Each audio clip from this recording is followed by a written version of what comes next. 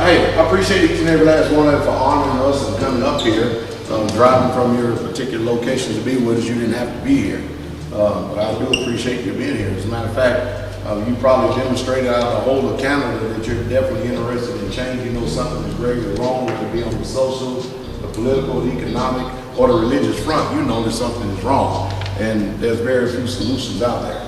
I'm just a man just like anybody else who has made a concerted effort to make sure that I've done whatever I can to make change in my life and influence as many people as I can possible before the breath goes out of my body. There's a lot of things, there's many topics we can discuss here tonight. We want to make sure when we go over these things that if you have questions, you can write them down, and then we're going to open up the floor for a time for you to ask questions. Now, I'm a little bit different than preachers that actually come brutally honest, straightforward from this particular book that everybody seems to carry around, and very few people know a little bit about. I probably chewed some of the same dirt as many as you have. I'm not going to really go over a bio, because if you've been listening to me any length of time, you pretty much know my background, you know what I'm doing, where I'm coming from, you probably know the reason why I'm up here. But the idea here tonight is to stimulate thought, is to make sure that you, and then those of you who are going to be viewing this particular video at a later time, that you come to a greater understanding of how to move forward in the time that we're living in now, to prepare yourself, not only you, but your spirit, your soul, and your body, but to preserve yourself from what's getting ready to hit not only this land right here, but all across the world. So we need this kind of understanding in the hour that we're living in, and you need to actually become proactive in your life, rather than doing like I see with a lot of Canadians, as well as Americans, having an apathetic mindset. You need to make sure you become proactive and you actually start doing rather than talking about the things that you need to do, and they never get done. Or you wish you had another day, or you do like so many people do, have many regrets, and say, I wish I had a chance to do that all over again, then I would do it different. The ideal is to not have any regrets. The ideal is that you are living today, you are breathing today, and you are receiving information, receiving knowledge today. It's up to you to exercise your sovereignty to determine whether you're receiving the truth or not. And if it's not the truth, then you need to take that, throw it away, and then continue on in your life and hope that somewhere down the road that you make some type of change. But if it is the truth, then it's going to require change. And the reason why most people today make very little moves, if any, is because it's too painful to make the change. We're people of convenience. We love staying in our comfort zone. We don't like change. We want change, but we don't want it at our expense. We want it at the expense of somebody else. So before I go on, let's go ahead and open up here with a short moment of prayer. All right? Heavenly Father, we thank you for all things. We thank you for bringing us up here safely, myself and Sister Carol. We thank you, Father, for allowing us to speak to your people here. I ask you to guide my heart, my mouth, my spirit, to speak something to impart wisdom to these people here tonight, that they'll be able to take whatever you allow to enter into their minds, their ears, and their conscience, that they will be a performer of the word and not just a hearer only. We thank you for Brother Steve and Sister Wynn making this event possible and bringing us up here to Canada. We've had a wonderful time with them, and we ask your blessings upon each and every soul here tonight, and those that are going to be listening to this particular video presentation in the near future. We bless you and ask you to help us in our mind. In the mighty name of Jesus, amen. All right, so first thing I'm going to do, I see that Brother Steve has a couple of things written down here. First thing I'm going to do is I'm going to go over the religious part. All right, we call it religion because that's the term that people are familiar with. Most people seem to think that they have a grasp. I used to think that I had a grasp of what truth was until I started doing my own independent research. Then I come to find out that the things that are presented to us is not so. So I've had to actually exercise autonomy, exercise independent thinking, to where I would actually go out and actually do my own independent research, and then then come to a conclusion based on what I researched and not only that, but what I read in the Word. Now, the biggest mistake that most people make is that they go out and they research something, looking at all the secular sources and all the secular perspectives and viewpoints, and they never come from the source that is the truth first.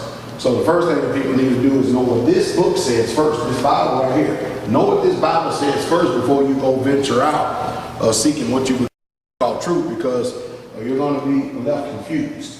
Because if you try to use the source of those people out there as opposed to this right here, it's going to bring about confusion. Now it's amazing how this book right here is the best-selling book in the world, and people still, even though they go to theological schools, divinity schools, or whatever you want to call higher learning, education, whatever it is, it still has not had the impact upon people's lives like it should. And there's a reason for this. But first of all, the biggest mistake is that everybody wants to be grafted into something. Everybody wants to be grafted into an actual nation and a people who they themselves don't believe it exists. They say that, okay, we know that the Israelites are the real true people of Yah. We know that they were the family of Yah. But yet and still, if you look at Christianity, look at Islam, you look at every major religion in this world, they all avoid the truth that is actually written down in the pages of their book. Now, you know those who are actually disciples of Yahshua HaMashiach, Jesus the Christ, because the things that are written down in the gospel, it also follows them. He said, these signs shall follow them that believe. In my name they shall cast out devils, and they shall speak with new tongues. Most people only have a mental scent of what this book says, and they become traditionalized with the different traditions that we've all been influenced by, but very few people can actually demonstrate the power that Jesus said that we would have once he goes into the Father. And when you see those people, and I'll quote it again, these signs shall follow them that believe. In my name they shall cast out devils. Well, we have a few of you I know for sure that you cast out devils because you've been to Straitway. But there's many of you who say you believe, but yet you have never casted out one devil. So what type of belief is that? The world today, the way it's conditioned, it has conditioned us after a particular thought pattern. It's a Greek thought pattern. It's called an abstract viewpoint. What that means is if I was to take a picture up here and just throw a bunch of paint up on it, you won't be able to make any sense of what it is. It's just an abstract painting. That's how we process our thought. That's how we think today. We think from an abstract mindset. If I ask you, if I ask you to produce what you would call faith today, they have already conditioned us and showed us that faith is something that we can say to. Meaning, okay, do you believe that Jesus is the Christ? Yeah, I believe he's Jesus Christ. You believe he's the Son of Yah? Oh, yeah, I believe he's the Son of Yah. Yeah. Good, you're a child member of this church, and now you're saved. And people have fell for them. That's why the whole time, nothing about their life has changed whatsoever at all. And they've done this simply because of the way that we have all, every single one of us, whether you be an American or Canadian, it makes no difference. It's irrelevant. The curriculum that they have all trained us by from the time we busted the matrix coming out of our mother's womb to this viewpoint right now, we have all been trained, coerced, manipulated to function after a world that they have formed themselves. Do you understand that? And so now, the irony to all this is that they formed this world. Now we're functioning in this world, and we actually think that we're actually functioning after our own thought patterns. We think our thoughts originate with ourselves. We think that we are the ones that's in charge of this. A thought comes to our mind, you believe it originated from you, but they have already programmed you, kind of like you will program a computer when you go to the store. So if you didn't place it in there yourself, if you didn't sit down yourself and actually look at the information, and then you decide yourself whether you're going to receive or reject it, then you have been programmed. So you have been trained and not educated. And that's how 99.9% of the people on this earth think, because that is the way that the powers that be want it. Now, being a Hebrew, or if you're going to be in the Hebrew faith, what is commonly called the Israelite faith, if you're going to function after that, you're going to have to start exercising what I'll continue to keep using over and over again, self-autonomy. They view things from a concrete viewpoint, meaning things that you can see, hear, smell, taste, and touch. So you can put something to it. I often use the song over and over again, he leadeth me beside the still waters, okay? You can see water. You can relate to water. You can actually put an image in your mind to relate what water is. But when you go from an abstract viewpoint and you're trying to figure out what he's trying to say, it's going to bring nothing but confusion with you, because You don't understand that these people in this book that is originally written about, who the Most High God is their God and their God alone, when he spoke to these people, he spoke to them in ways that they could understand him speaking, and not where we would have to wreck our minds and wreck our brains, and everything is left up to the imagination to see if we can all figure it out, or you can come up with the best solution, or you come up with the best solution. Everyone of them clearly understood. And that's the reason why we're in a state of confusion today. So we're going to talk a little bit about that. We're going to talk a little bit about government of the world, because I heard the brother right here make a statement earlier today, which I'm going to use the Bible to actually make sure we put him online to what the book says. I don't want you to believe anything that I say. I want you to check, test, prove everything. Unlike the way all of us did whenever we went to a church as a assembly. We just went to the church that our mother and father took us to. We sit down, listen to what the preacher said, and we said we believe, and then we lived our life pattern out there. Even though we heard what they said, we really truly didn't believe it because we didn't live it. Isn't that correct? That's correct. So if you become proactive and stuff, you start to take charge of yourself. Your sovereignty is in the Most High. Today I'm dealing with a lot of people. I'm dealing with a lot of people who are fighting for their rights, fighting for their liberty, fighting for their sovereignty after this world sort and after this world mindset and after this world. Satan is not dead. Jesus said in John 8:32, you shall know the truth, and the truth shall make you free. So there's a lot of people claiming to know the truth, yet and still they're not free. Jesus also said, if my kingdom of this world, then my servants fight. Since my kingdom is not of this world, therefore my servants are not fight. In other words, there's a time for it. There's a time and place for everything. So you have to be in the right mindset, because if not, you'll go out here and join up with some guys, and the next thing you know, they'll send you off to war, militias and stuff like that, and you'll be the one dead, and your family will not have either a father, or a mother, or a brother, or anybody, or a cousin to help bring them up in life. So there's a lot to be desired. So we're going to go ahead and touch on some of those, as well as I see you got family protection and deliverance. We'll hit on some hands-on deliverance if you got questions about spiritual warfare and deliverance. Now, from the very beginning, the people of this book, the Most High God, you know that he chose Abraham. And he chose Abraham out of the land of the Ur of the Chaldeans. And he had bought him, Chaldeans, he bought him all the way over into the land of Canaan. And he told him to get out, get out of thy father's house, because I'm going to make you a great nation. You're going to be my people. Abraham had Isaac, and Isaac had Jacob. And then Jacob had his name changed to Israel, because he wrestled with the angel of Yahweh. I'm sure we're all familiar with this. And Jacob had 12 sons. And out of the 12 sons come the 12 tribes of Israel. Now notice, this is one family on the face of the planet Earth. Only one family alone. When you go to Genesis, the 10th chapter, you'll read about the table of nations. And in the table of nations, you got the sons of Noah, which are Shem, Ham, and Japheth. And each one of these sons are the progenitor of a particular nation. Japheth is the progenitor of the Gentile nations, which today, the way we have all been influenced in Christian after European Christianity, whether you be American or Canadian, we just assume the Jews, the people who are sitting over there in this new Khazaria, the land they call Israel, we assume that these people are the so-called people of God, which in actuality, in fact, they're not. They're actually Gentiles. Just like the book said, they come from the seed of Japheth. But we have all been conditioned to believe that everybody else is Gentiles and they're all Jews. So that's fallacy number one that needs to be torn out from the very beginning. And then you have Ham, which is the progenitor of what is commonly called today as the African nations, or the nations in Africa, or the black people, the dark-skinned black people. And then you have Shem, which also, at that time, was also a black or brown skinned nation people. Now, what modern day history don't want you to know is that from these three populated the whole entire world, but from the beginning of history all the way up until we get to the time where the Greeks come into play. The Greeks come into play. Shem and Ham were the only two that did any intermingling whatsoever at all. Japheth, the seed of Japheth, was nowhere in the mix whatsoever at all. So you see a movie called 10 Commandments, and you see Charlton Heston's up there playing Moses. And you notice the one miracle he never did do was taking his white hand and stick it inside of his cloak right here and having it come back out white again. You know that's not a miracle. But if it was a black Moses that stuck his hand inside of that cloak and it came back out white, then that would be a miracle. So, you know, we are dealing with a conspiracy of silence, a conspiracy of silence today.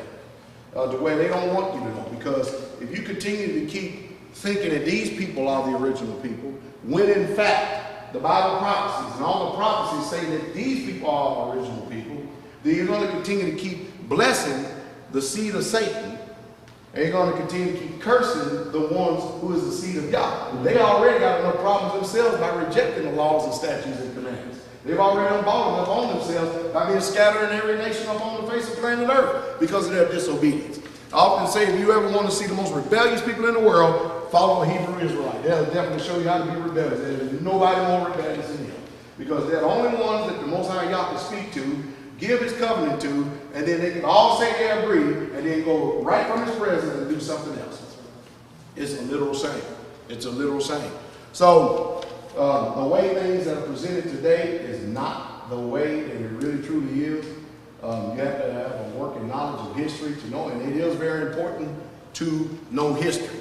And the reason why it's important for you to know history, because if you don't know history, you will repeat the same mistakes of the past. As a matter of fact, you repeated a lot of mistakes that your own ancestors have done in the past many times over. You are a direct reflection of your environment. You are a direct reflection of your community. You are a direct reflection of the people who actually fed you, nurtured you, and brought you up, as well as your peers. That's what you're a reflection of. And so you have to change the paradigm. You have to change the way people have done with you. You have to gain your own independence, especially spiritual independence, by submitting to the creator of the universe. Now, that doesn't mean that you're going to be like Jesus and you're going to be a perfect man or woman, but you're going to be perfect in the state that you are while you're going on to perfection, if that made any sense. While you're going on to perfection, we're only perfect in him, because he's the only one that has ever been the spotless Lamb of God. Let me go back in history. So, back in history, over in the time of Moses, you know, they were Israelites. There were no Christians back then. There were no Muslims back then. There were no Buddhists and no Hindus back then. As a matter of fact, everybody was identified by nations.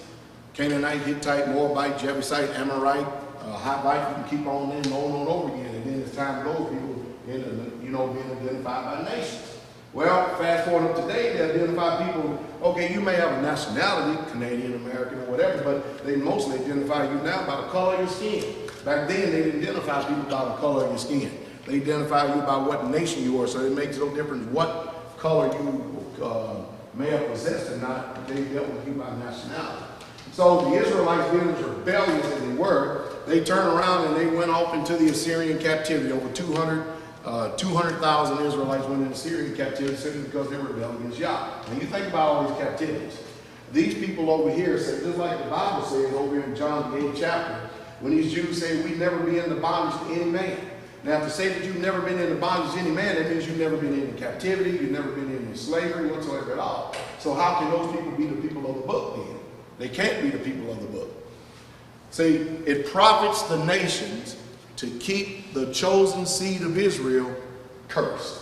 Because as long as they are cursed, the rest of the world is going to be cursed. I told our people a long time ago, it makes no difference whether you're black or white, but this beast system and this beast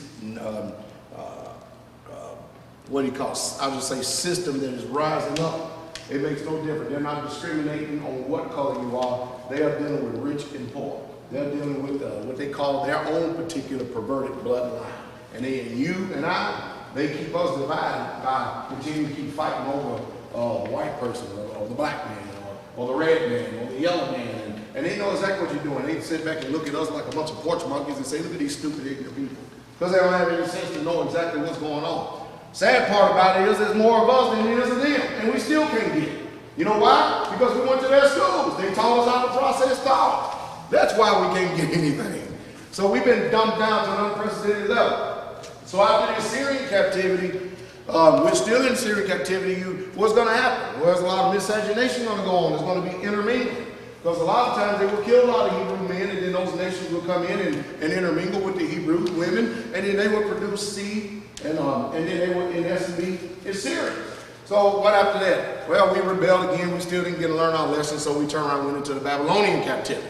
14,500 went into the Babylonian captivity. And then from there, we didn't learn our lesson again either.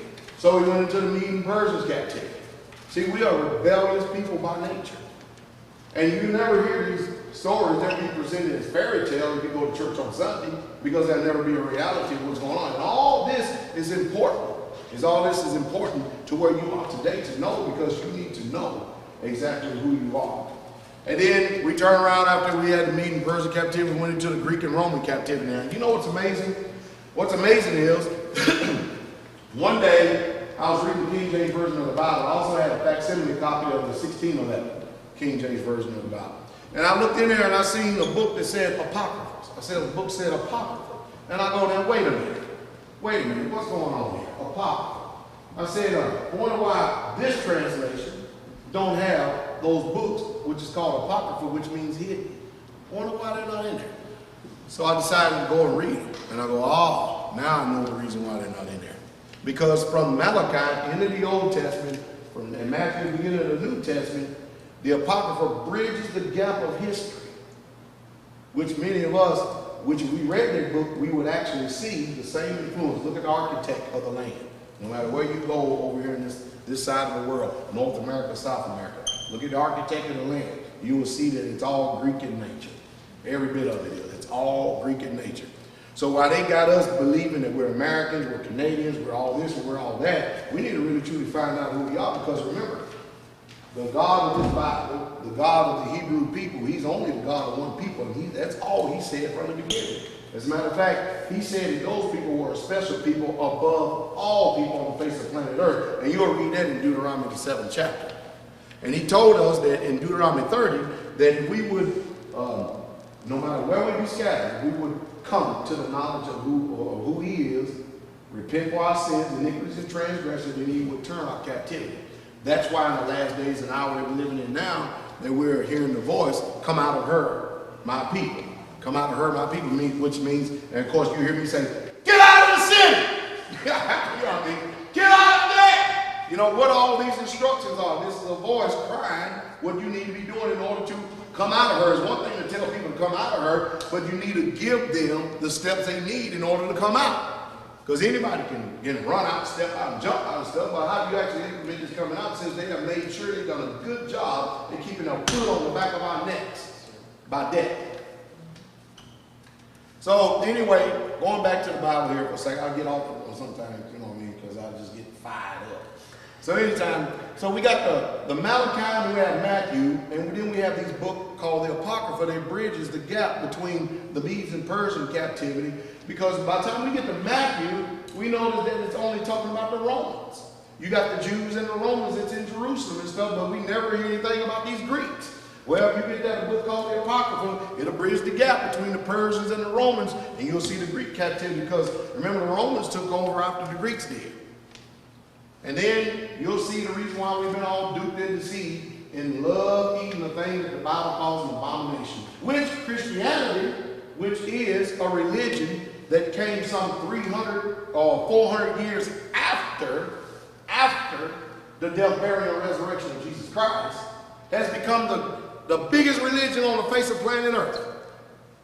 And it's an offshoot and off branch of the Roman Catholic Church. So Christianity is nothing but Catholicism, and Catholicism is nothing more than Christianity, and every bit of it has to do with idolatry. But all we were doing was following our parents.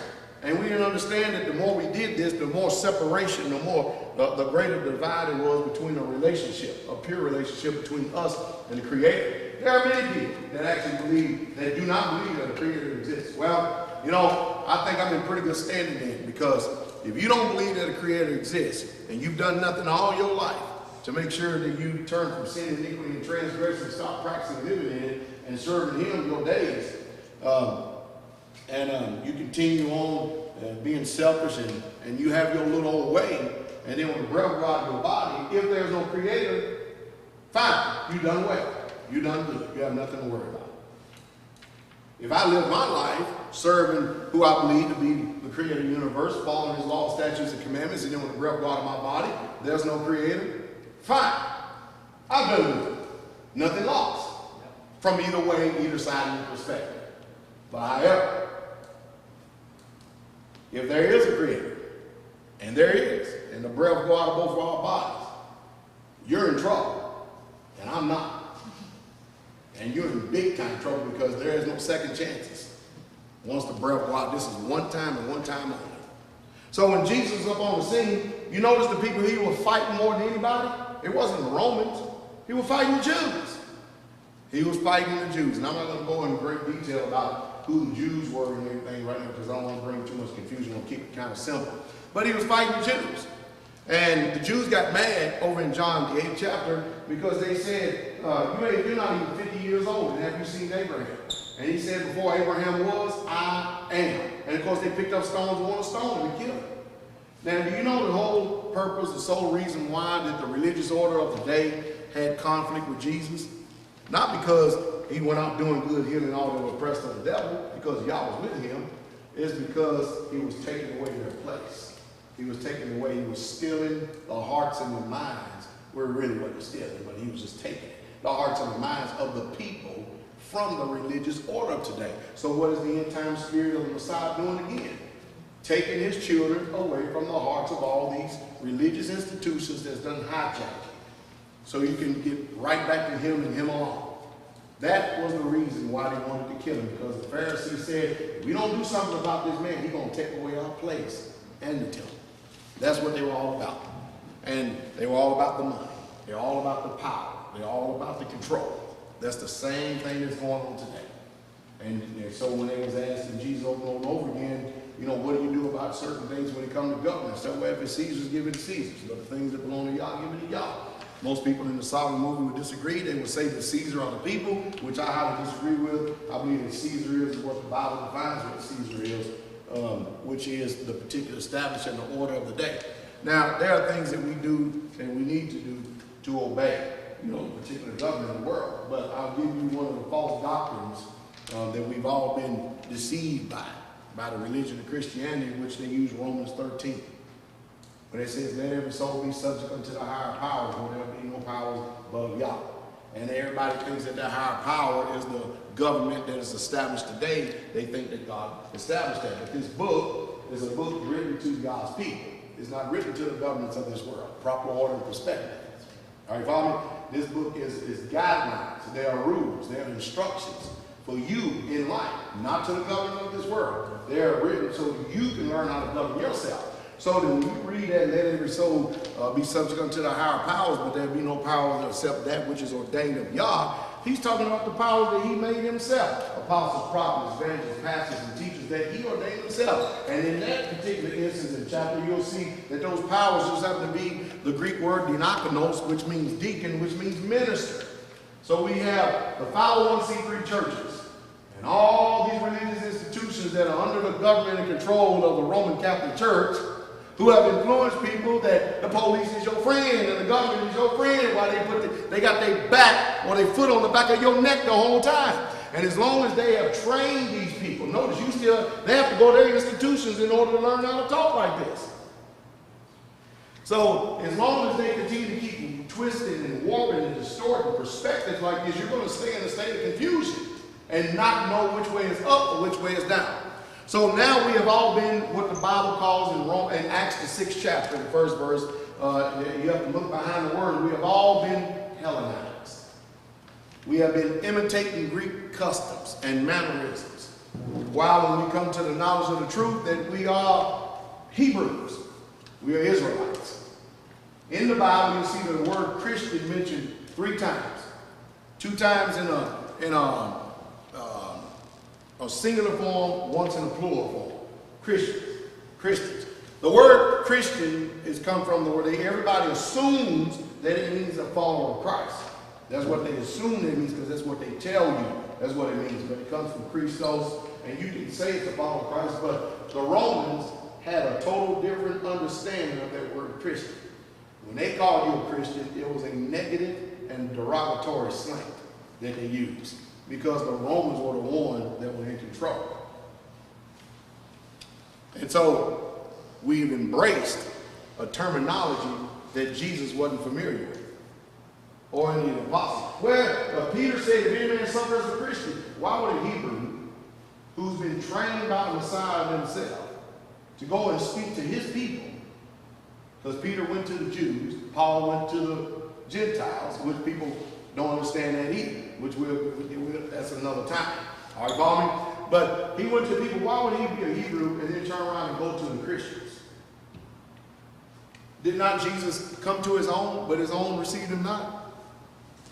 He came to his own people. He came to save his people. He has to save his people in order to get them to his people right so that they can go out and minister to the nations. But you know what we've had?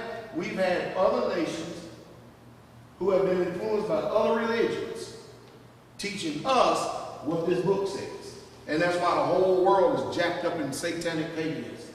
Now, people can choose to be atheists, which I wouldn't advise you to be that, or agnostic. I wouldn't advise you to be that, because while you believe in that there's no God, or you come from a ball or whatever you want to call it, a Big Bang Theory or whatever, there are people who mean business in this world that are the powers that be that are actually worshiping and serving the Hasatan of Satan.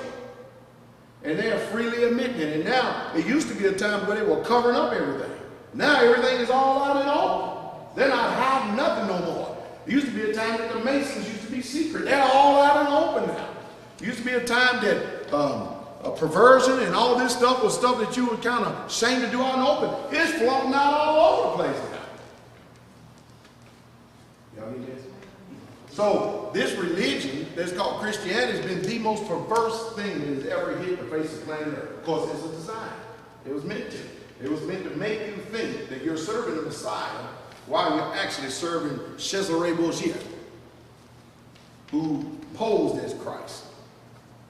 Now, what is the difference between Israelites and Christians? Well, the Bible only talks about his Moedim, or his holy feast days. And if you're going to worship him, you have to worship him in spirit and truth. It talks about the Feast of Unleavened Bread, the Feast of Passover, the Feast of First Fruits. It talks about Pentecost. It talks about Day of Atonement, Feast of Trumpets, and the Feast of Tabernacles. That's what it talks about in the Bible. There is no institution. There's no instructions.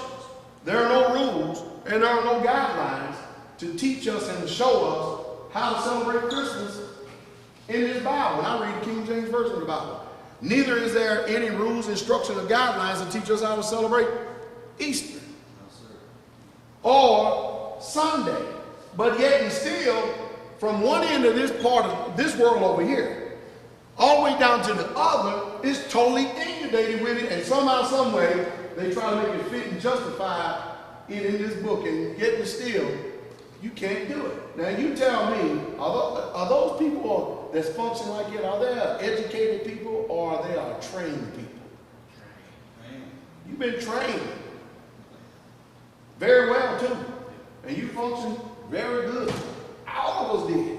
But when we come to the knowledge of the truth, we start to find out there's something going on in this book. There's something going on in this world today. And it ain't what they've been showing us and selling us and telling us. So it profits the nations, the ones that are ruling, to keep you dumb, stupid, ignorant, docile, apathetic. Because as long as they can do that, they'll continue to keep ruling over you. And they'll continue having power over you. And they will continue to keep influencing you. And they'll know that they'll always be the head and you'll always be the ass. Most people, let me dress it up. They will say tail. All right? So the idea is for you to understand who the Yah, the Elohim of that book is, and then who you need to be coming to, because he only came to the Hebrews. And if you're going to get to what we call glory, you're going to have to be a Hebrew, you're going to be an Israelite. You have to return from your sins, iniquities, and transgressions. Israel's problem is that the same thing we do today. Israel never denied that he wasn't the creator. Israel has just done the same behavior that we've all done. We just said that he's the creator, but then we coexisted him with other gods. We worship other gods. Well, I don't see it that way. That's no different. Because whatever you do, whether you understand it like it or not, shows who you serve. So if you go put up a Christmas tree, contrary to Jeremiah 10 chapter in here, when he tells you to learn out the ways of the heathen, and you go do it anyway, and that chapter defines a Christmas tree just as clear as day. And that was written thousands of years ago. And you should be more intelligent enough to know that a rabbit can't lay eggs. You don't know that a rabbit can't lay eggs? A rabbit can't lay eggs. But yet we dress little children up and have them chasing eggs and have no idea that it all has to do with fertility rights. It all has to do with the goddess's start date or Ishtar. But we Christians, no, you can be a Christian. I don't have any problem with it. Go be the best one you can. And that's why the Christianity was raised up, because when Constantine, the first pope, came into play, when he was political, he was incorporating what they called Christianity. It wasn't Christianity. He was actually incorporating the principles of this book with pagans and heathenism and customs, and he merged them together. And that's how the religion of Christianity came about. And remember, what is it on the first commandments he said over in Exodus 20? I am the Lord thy God, which has brought thee out of the land of Egypt and out of the house of bondage. You shall have no other gods before me. And what have we been doing all our life? Been having more other gods before him. 20, 30, 40, 50, 60 years, 70, 80 years old. Some people even die, go to their grave believing this mess. Matthew 23 verse 9 clearly tells you to call no man on this earth your father, for there's one that's your father which is in heaven. And they call the Pope the Holy Father. A direct opposition and contrary to what this book says right here. And somehow, some way, that they think that this creator is going to be lenient to them serving other gods and going to let him into this kingdom. No, we can't do that. Because if he lets you into his kingdom, you're going to pervert everything the way you did down here on earth. You're going to be justifying satanic, demonic, demon worship and everything else, and he's not going to have that. Because no thing is going to enter into his kingdom that offends. Now, while today people are choosing to ignore the creator of the universe, Almighty Yahweh himself, and they're picking and choosing this with the conscience and the mind. They're picking and choosing to ignore him. The people of this earth today who are in the know and understand, they mean business. They're not ignoring him. They're not ignoring him at all, because Satan has promised them something. Satan has promised these people something in order for them to commit the genocide and the atrocities that they're committing on the people of this earth today, and all the killing, the rape and the murder and the pillaging. Because remember, the nature of the devil is he comes not but to steal, kill, and destroy. So Americans and Canadians, and up here, I'm sorry to talk about your country, but I talk about mine even worse. But these people, they don't know if their ass pointing toward the ground or not. True. They really, truly don't. These people are really, they're bad off up here. Yeah. This has got to be the dumbest, the stupidest, the docile, the most dormant and demoralized people I have ever ran across in all my travels in the world. I told Carol, I said, look, we're just coming to Europe again. Yes, but at least Europe, when they're corrupt, they're just flat out corrupt right in the open. But Canadians do it under the spear of some type of guise where they think they're righteous.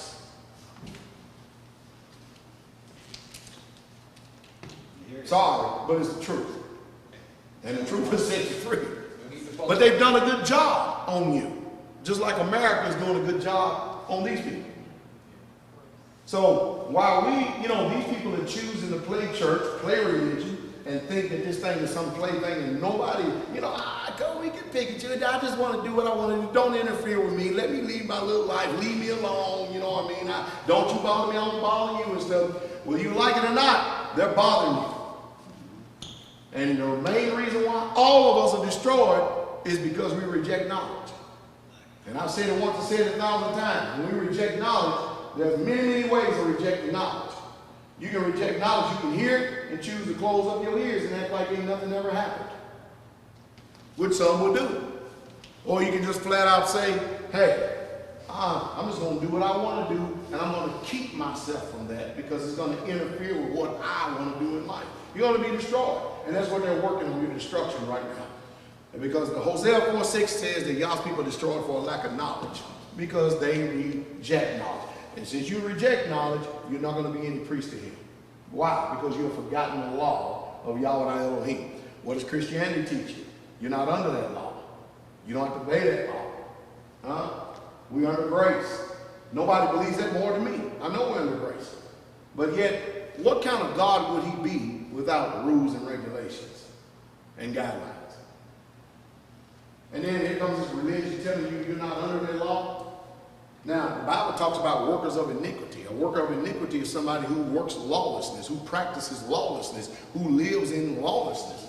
All these have spiritual effects upon you, whether you understand it, like it or not. The majority of people in here have probably never cast out a devil before in life, and if you've ever seen a devil cast out, you probably run out that door. But we do it all the time. It's second nature. to us. It just happens all the time. Now, if that Bible wasn't true, that wouldn't happen then, isn't it right? But you can go to these sorry churches out here. I don't care what day they got it open, and the devils, they got doors open inviting the devils in. What do you mean inviting the devils in? Well, everybody who lives in sin, practice sin, the devils always feel comfortable when y'all sheep are dirty gray. They feel real good at home. But when you oppose Satan's kingdom, then you're going to do what Jesus told you that you should be doing. And very few people today are opposing his kingdom. Very, very few people today are opposing his kingdom. And make no mistake about it, he's working on every single one of us. So when you transgress a spiritual law, when you transgress your spiritual law, it's going to affect you naturally whether you like it or understand it or not. And it's up to you, being mothers and fathers. You that plan on having children, having a family a little bit later on, which the window is quickly closing for that. Because actually, Jesus said that the day is coming when all the women that gave suck had babies. And they gave suck. And they're going to look at the one that never gave suck.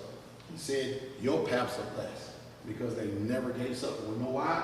Because the time is so bad, they wish they never had brought children into this environment, into this world. Now look at us. People having children now, they're afraid if you take them to public school, what are they going to get shot up with? Snake venom, monkey pus, and buzzer brains. Pretty much. Yes, sir. But it's all in the best interest of the children. You know, we're concerned about the children. There's nobody more concerned about the children than the mother and the father. That mama knows best. Now we live in a society. I mean, we're straight up communists to the core. I mean, think about this. I mean, what have they done to us? I mean, we're borrowing money from China, and we call them a communist country. And yet every time we need a handout, we go straight to the ones who we call communists. Is that not amazing? It's remarkable, isn't it? Yeah. That's how they come out. So they have done a job on us. It's unbelievable. And it's just high time for us to wake up out of sleep. Now, how do you wake up out of sleep? Well, you just start making changes, slow changes. I know that they've done a good job of putting us all in debt. Every single one of us. You know what I mean? They made it easy for us. That sure is a good way for you to go out. You know, the average person go to school today, they go get a loan, right? They go get a loan, and that loan, who knows how much they have to pay back. I know people who owe hundreds of thousands of dollars just for an education. Well, look at our environment today. How are they going to pay it back? There's no jobs. Well, they're going to make you good slaves. That's exactly what they're going to do. Because, you know as well as I do, there's not going to be no year of Jubilee. Is Canada going to give y'all a year of Jubilee? American damn sure ain't giving no years of Jubilees. You understand it? See, it's been a setup from the very beginning. You know, you've been fortunate enough to work and be like Sister Wynn and them. You work at a pretty good job and stuff, and then you're able to retire. Hey, you're doing pretty good, but even at that, we're living in a time now that the system is subject to snatch. Any retirements, anything you've ever worked for. Henceforth, the reason why you need to learn how to protect yourself. See, down in America, them folks crazy. Them folks are about the gun buddies. Now, we're not I'm talking about old Jethro, the truth about and everything. You don't know about nothing that's going on in the world. But the one damn thing you know about, you ain't coming on my land taking my stuff. He don't know nothing else, but he knows that. You understand what I mean? He knows nothing else, but he knows that. You know the biggest trouble we have more than anything? Is that they've done a good job at keeping us divided. We don't have time to obey his commandments, to remember the Sabbath day, to keep it holy. Because the truth is, the way things are going, you're going to need each other. I've got people that drive in excess of 4 hours, 8 hours, 2 hours, 1 hour, 30 minutes, 10 minutes. They come to Sabbath service either once a month, twice a month, or 4 times a month. But up here, people ain't got time for it. You don't have time for it. You're not earnestly contending for the faith to build not only a good fellowship, but a mutual assistance group. A mutual assistance group. Can't y'all understand that once you start embracing this truth, see, the whole world is religious. They just don't have the right creator. You do. They're confederate. They're together in this one thing right here. But the saints of the Most High, we're divided. You can't get us together for nothing. We make excuses to do everything we can. You won't believe how sweet and how beautiful fellowship is once you start doing it. Make the sacrifice to do it. We got people that drive a couple of hours, and we have a couple of places. Some people actually stay in my home. They actually stay in my home, myself and my wife. The people that come here, when we have meetings, they'll stay in the tents, or if all the places you usually get the homes and the cottages to people like the mothers with children and stuff like that, and families. But they'll come down and they would never have to leave land. And we have a wonderful fellowship there. We're growing together in grace and in knowledge. But you're going to have to make the church up because your family think you're crazy. Your family don't think you lost your mind. And then they begin to pull and tug at your heart. And if you're not strong enough, then you're going to succumb and become weak. And the way you get strength is by fellowshipping with those of like mind, like precious faith. Because if you're expecting for your family to come around one day and the light bulb come on and say, hey, I respect you, you got it right, I believe everything you do, but they're not going to do a thing that you do. They're not going to believe a word that you say. And it's not going to be your family that you're going to be able to depend on when all this goes down.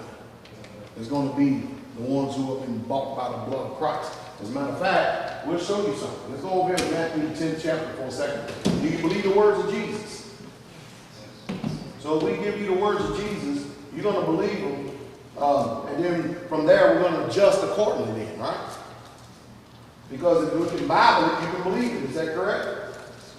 Matthew 10. And we'll start at verse 33. Brother David, do you want to read? Read loud, okay, so everybody can hear. Matthew 10, starting at verse 33. Listen to the book. But whosoever shall deny me before men. So Jesus said, whosoever deny me before men, what is going to be his response? Him will I also deny before my Father. So if you deny him before men, he's going to deny you before the Father. Now we need to figure out which one is the greater denial. Read on. Which is in heaven. Think not that I come to send peace on earth. Now, let me throw this in here for a second. It don't mean act like a bunch of Americans and a bunch of Canadians when you don't think. So when he says think not, that don't mean you stop thinking. He's telling you, you need to adjust your thinking. Don't you let it enter into your mind that I come to send what? I came not to send peace, but so don't you think that he come to send peace on earth? What is everybody talking right now?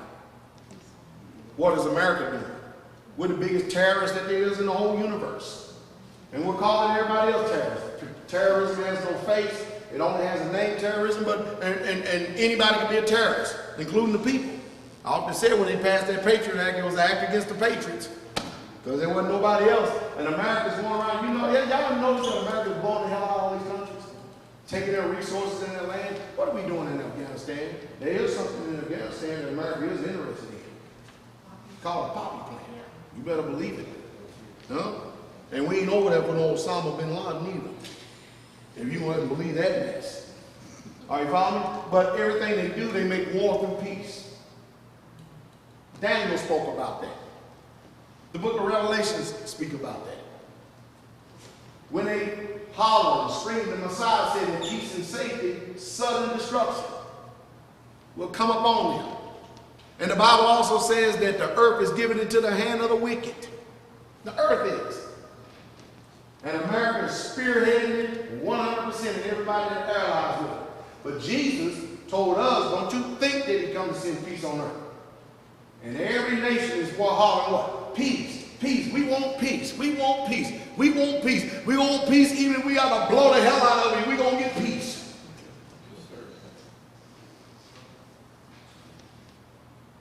Jesus said, don't you think I come to send peace, but I come to send a what? A sword. And look at the sword he's going to send, which is going to be the first impact whenever you really truly come to the knowledge of truth. You ever notice you had no resistance when you was in Christianity? If you left from Christianity and decided to be a Jehovah's Witness, your family will still receive you. They'll just pat you on your head and say, poor little thing. They'll come around one day. Wouldn't it? Yeah. You may get a little opposition if you chose to be a Muslim. But they were still, okay, they just want to go, they're seeking higher learning. But as soon as you start embracing this book and doing what it says and start keeping the commandments, that's when you're in trouble. That's when you're going to find the greatest opposition. And look where this sword is going to hit first. Read. For I have come to set a man at variance against his father. So the first thing that's going to happen is the man is going to be against his father. Son comes to the knowledge of truth. He loves his family. What's the first thing you do when you learn something?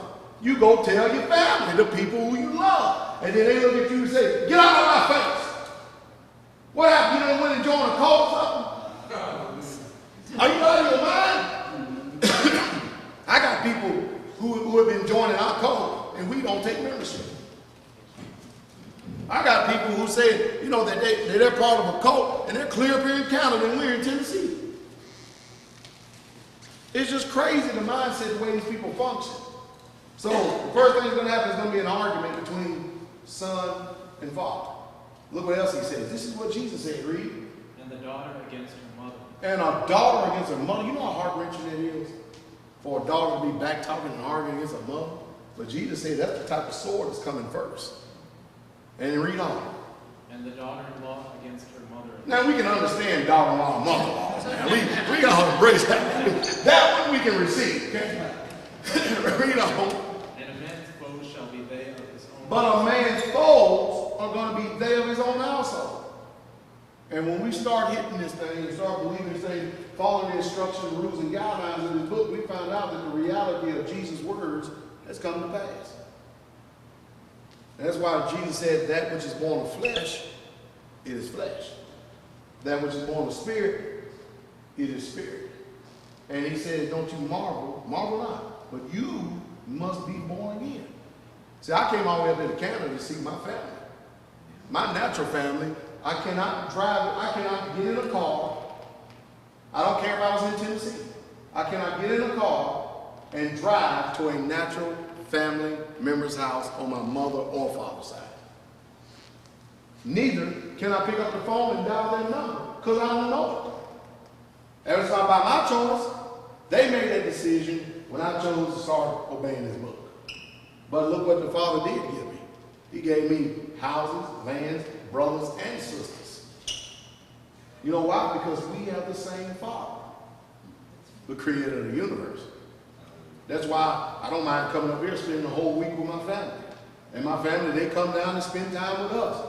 Why? Because that which is born of flesh is flesh, and that which is born of spirit is spirit. Think about it. If your family will not obey this book, will not keep his laws, statutes, and commandments, they're not going to inherit the kingdom of Yah. They're not going to glory. So therefore, what you believe to be family is not the same ideal that the Father has. So the ideal is we need to line up with what he says. Does that make sense? Yes, sir. That's what we need to be doing. And wow, hey, y'all know that the music industry is sold out to Satan, don't you? Yes. I don't care if it's country, rock, gospel, you name it, they're all sold out to Satan. Y'all know that the movie industry is sold out to Satan, don't you? You know that Hollywood is sold out to Satan, don't you? You know that the sports industry is sold out to Satan, don't you? Y'all know this. Now, while everybody else is hollering there ain't no God, why they believe Satan is? They have done a good job conditioning us. A very good job conditioning us. So you see, that book, it doesn't say the way that they have trained us to believe. I mean, we're just hitting a few simple things for the sake of the people out there that may be watching this, just to show you. And many of you already know the answer to this. When we went to church, we was taught that the animals went on the ark 2 by 2 of every kind. Isn't that right? But is that the truth? No, it ain't the truth. Why? Because you read it. He took 7 clean males and 7 clean females in Genesis, the 7th chapter. He took 2 unclean males and 2 unclean females, and that's how he went up on the ark. The fairy tale sure does look nice, and the picture does too, don't it? Well, Pastor, ain't no big deal. Yeah, it is. All it takes is just, what did Jesus say, little fox to destroy the vine? No, all it takes is one little lie. One little lie to throw the whole thing off. And once you believe that lie, down the rabbit hole you go. How deep does it go? Well, it came so deep, look at us now. That's how deep it is today. Now, we're living in a world where if you and I try to go do what they do, they're going to throw us in jail. But they got the guns, and they got the laws, and they have the people who they pay to enforce their wicked laws. See, the Bible teaches that money is silver and gold. And it always has been for 6,000 years. But what do you think money is? As a matter of fact, I'm up here and I went and got some exchange for some money. And I go, man, I told Carol, I said, man, it'd be hard for the people in America to counterfeit this Canadian money. But man, y'all got hieroglyphics, or what you want to call it. Y'all got some stuff down in this thing, boy. I said, man, they done upgraded the knock with the money. Upgraded the knock with the money. Look at this stuff right here. Look. This is a Canadian $100 bill. Look at that thing. You can actually, I can see Steve through that thing. I'll throw it in the dryer. Huh? Isn't that something? And then you look at all those sorry pieces of trash. Look at this little sorry piece of trash right here. Huh? And as it got to the point now, you know, I used to be able to, with this, get 200 of these. Now it's going to come to parity. It's almost 1-to-1 now. You know the reason why? Because Ben Shalom Bernanke and the Federal Reserve decided that they're going to, hey, we're going to help ease all American woes. You know how we're going to do that? We're going to keep printing money. So if they didn't have their printing press running, do you realize that we will be experiencing a Great Depression right now? And the only reason why we're not experiencing a Great Depression is because they have a printing press. Y'all hear? And we're quickly running out of trees. Except you folks in Canada. Y'all folks ain't running out of trees. Y'all got plenty of trees up here. But that's the only reason why things are afloat today. We have over 49 million people in America on food stamps. You can't continue to keep sustaining this economy. Ben Shalom Bernanke has already done told the people that they're going to, in order to, ease, it's called a quantitative easement. I'm going to reserve what I think about that. All right? But they're printing $85 billion a month just in order to keep the economy afloat. That interest on that debt, that's the only reason why America, you notice our credit rating continue to keep falling. It keeps on falling. And it keeps on falling. Now, about 2 years ago, silver went almost to $50 an ounce. Gold was almost at $2,000 an ounce. And we're in worse debt now than we were then, and the Dow is up to 15,000, and silver is down. What they're doing, they're manipulating it. Right now, you got the buying opportunity of a lifetime. The buying opportunity of a lifetime. You know why? Because history always repeats itself. Did y'all hear what I said? History always repeats itself, and those who know history are not going to repeat the same mistakes that other people have. So instead of going out here, first you get food, but we're talking about money right now. It'd be good for you to start putting back and buying some gold and silver, because that's becoming very hard. Is it not happening like I told y'all? It ain't a fact of the matter, it's not going to be available, just that you ain't going to be able to get it. They're going to make it where you can't get it now. And that's what's happening right now. It's getting to the point you can't get it. Just earlier this year, they dried up the mint and said you can't buy no silver. You can't buy no silver for this period of time right here. And everybody's like, what? That's in the Constitution. You think they care about the Constitution? I don't care about the Constitution. People do what they want to do. These folks are gangsters, professional gangsters. That's what they are. But one day that silver coin is actually going to be worth 3 to 5 times the amount of this piece of trash, because this ain't worth too much nothing anyway. You know why? Because it's backed up by the good old benevolent word of the United States of America. And you got to ask yourself, how good is that? We've broken every treaty. We've lied to every country. Every person, every diplomat from whatever country has ever befriended us, we have assassinated or killed them. So if you come and shake a president's hand, your country is next to get sacked. You don't believe me? Ask Osama bin Laden. Ask Saddam Hussein. Ask Muammar Gaddafi. All these were dignitaries at the White House. So I'm trying to tell you people out there who listen to folks like me, you keep going over here and shaking hands with Barack Obama and the likes of George W. Bush and all this, your country next. You don't play around with gangsters. Well, I'm saying all this because I'm leading up to a direction for every single one of us. So they are not going to teach you gold and silver. Did you know that we were on a gold standard and a silver standard before they created the Federal Reserve? Did y'all know they used to, they created, well, when they made dollars and stuff, they used to be silver certificates that was backed up and redeemable by actual tangible assets? Well, now what they did, when Nixon, he turned around because America is the world reserve currency, they turned around and took us off the gold standard. Why? For the sole purpose that if we get in trouble like we are today, we just print more money.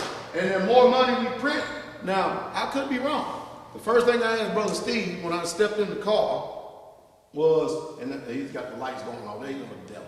Anyway, the first thing I asked Steve when I got in the car, I said, brother, how much is it for a liter of gas up here? He said $1.20. $1.30. I said, Carol said, $1. I said, it's like $5, $6. How much was it? $5.50. A gallon in Canada. Gas. Down there, we're crying over $3 a gallon. We're crying wolf. I mean, diesel's $3.79, and we're hollering and screaming. How much diesel up here for 1 gallon? It's about the same. It fluctuates about. Diesel is the same, but gas is not. $4.60. $4.60 a gallon for diesel. For diesel, so diesel is cheaper up here. But diesel is more expensive in America. Yes, sir. You know why? Because they move America. Used to be a time that diesel were always cheaper than gas. Not in America, it ain't. Not in America, it ain't. So, look at this. Your prices are going up. All because America is printing money. And anybody that's allied with America, you in serious trouble too, Canada. That's why your prices keep going up. Because y'all tied to the petrodollar.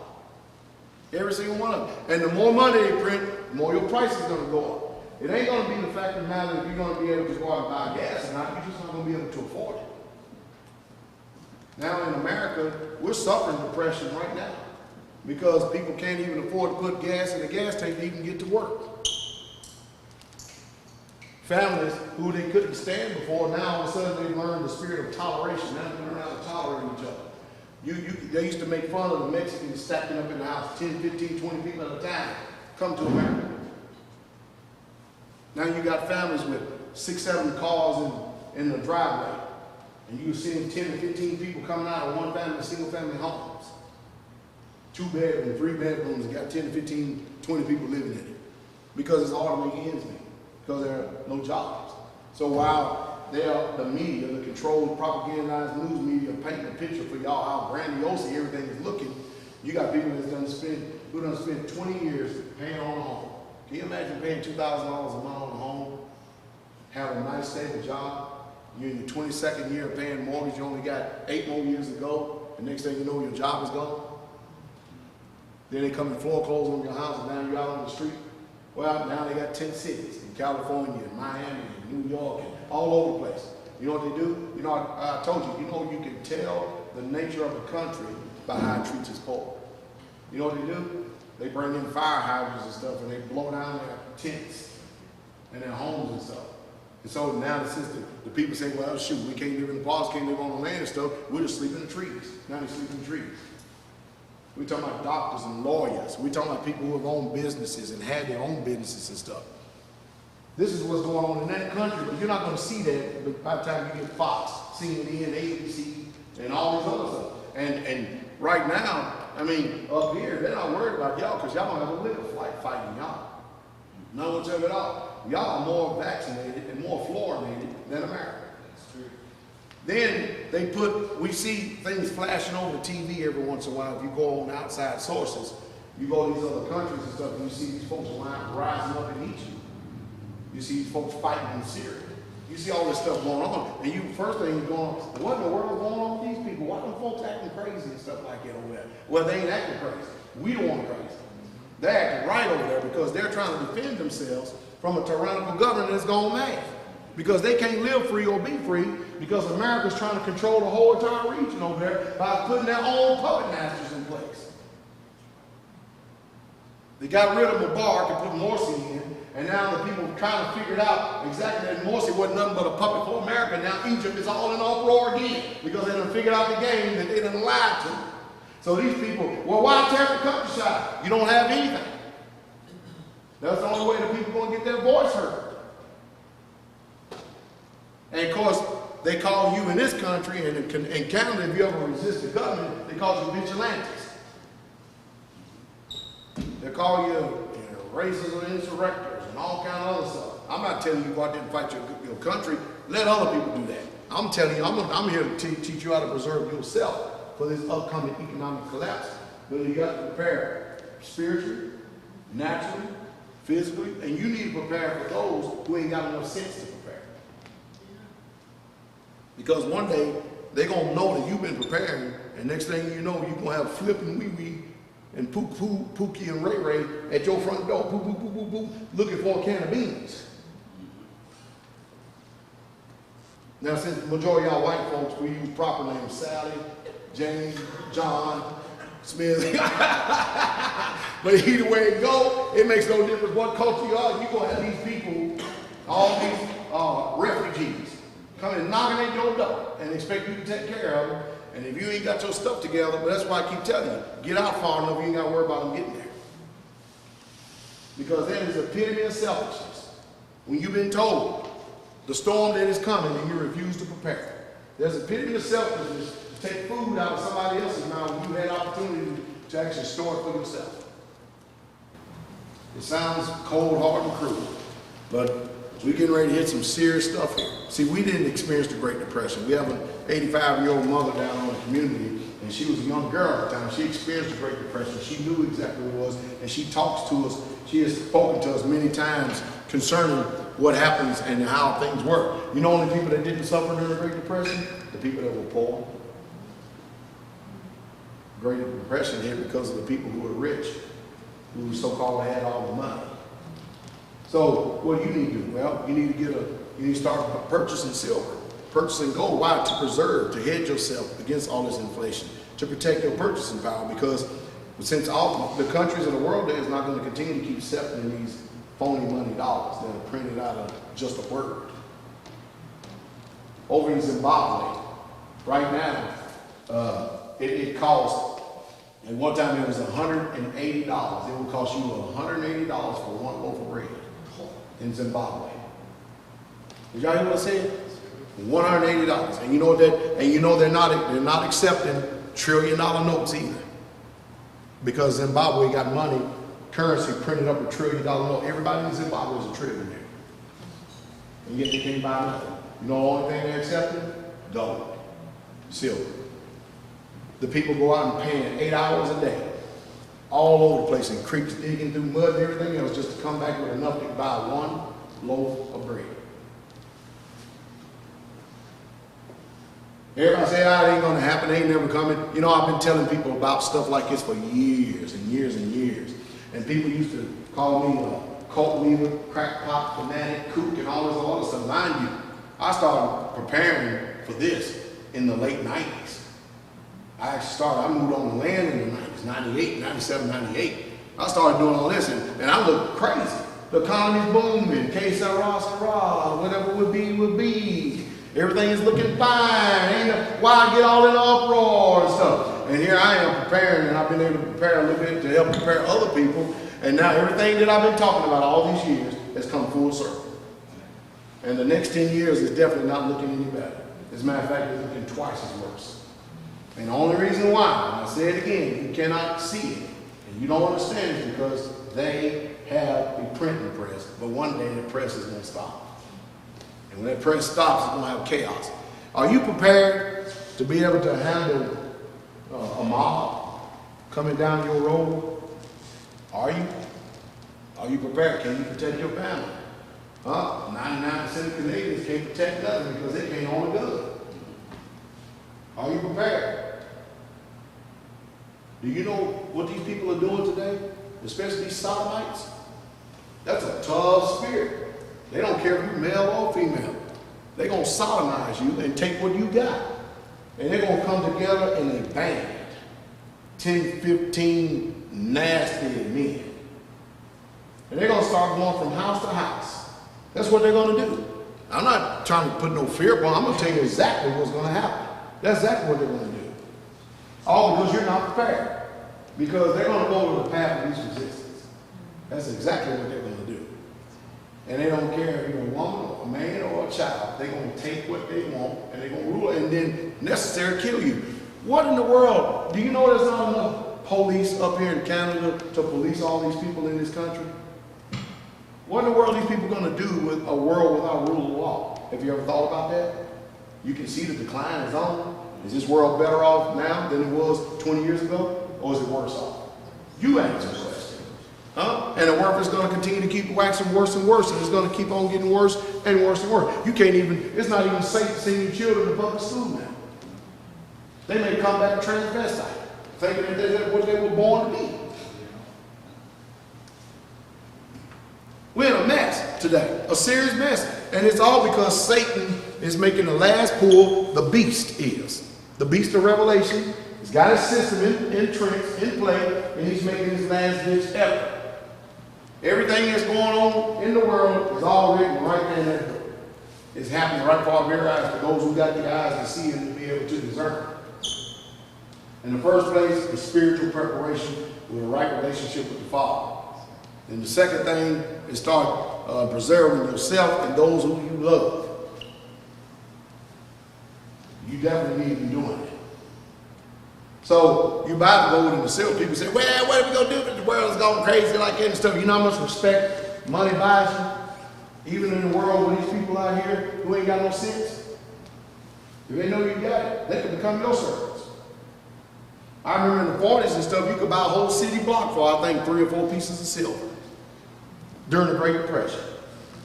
Well, they've taken it from you, so you never known it's money, because since you never know that gold and silver is money, and it's just something that you just hold on to, it's nice and shiny and stuff, you're not going to function after what it really truly is.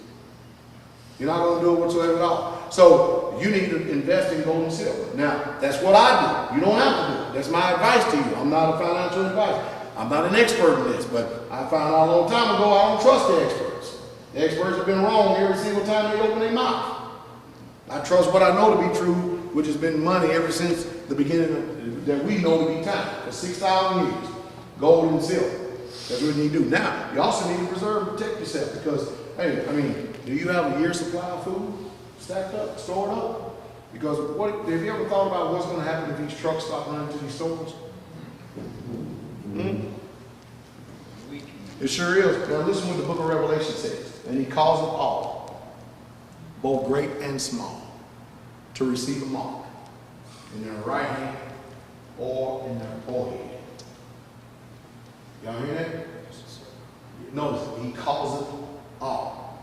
First thing mama gonna do, you got children? First thing mama gonna do, children, mama, I'm hungry. Well, honey, we ain't got nothing. Mama, I'm hungry. That pulls and tugs. Really, really hard. Mom's already got the thought in her head that all she has to do is go down into the grocery store, go through that line, and receive that mark, and she can get all the food she wants. But she does it at the expense of her soul. So while everybody else believing and playing games that there ain't no God and stuff, the world is not functioning like that. And they're slowly but truly implementing right now through fear and coercion. Every time you turn around, we're regulated. They're putting more regulations, and they're making more regulations, and they're making more regulations. Every time you turn around, they have some type of restrictions. Well, you can't do this now, you can't do that now. See, in America, the way that the government was designed is that the people ran the government, and the government is supposed to fear the people. But there's a change going on. The people are becoming more fearful of the government. And the corporations are in bed with the government. And they get a bunch of political favors from these people who are politicians, which is the purest definition of fascism. We've become a very fascist country now. So Mussolini and Stalin and Mao and all them, they look like old St. Nick. Rudolph the Red-Nosed Reindeer compared to the way these bookers are doing today. But they're going to make a cause for you to receive a mark. And when those children belly start aching, and mom gets that pressure, gets sick and tired of hearing all that belly aching and stuff, and she's praying to God. Lord, help me! God, help me! Help me, God! Help me, God! And then all of a sudden, when you ain't getting no answer, because you've already been told what to do, See, a wise man, he foresees the evil, day that is coming, and he prepares his house. But you know what a foolish person does? Pass right on by. That's what the foolish people do. So when I tell people to get out of the cities, I'm telling people to get out of the cities for a reason, to preserve yourself. I mean, it's easy living in the cities. It's nice living in the cities. It's convenient. You don't have to drive as far. You don't have to pay as much for gas. You got everything right there. That's what the flesh is. Yeah. Learn how to grow a garden. You need to learn how to grow a garden. Why you need to learn how to grow a garden? Because you need to learn how to plant a bean. You need to get some heirloom seeds. If you know what an heirloom seed is, you need to get an heirloom seed. Because, again, we're thinking that this world is going to continue to keep going on as we have always done it. Well, that's called normalcy bias. It ain't never happened to us. We've never experienced, so therefore it can never happen to us. Wake up out of sleep.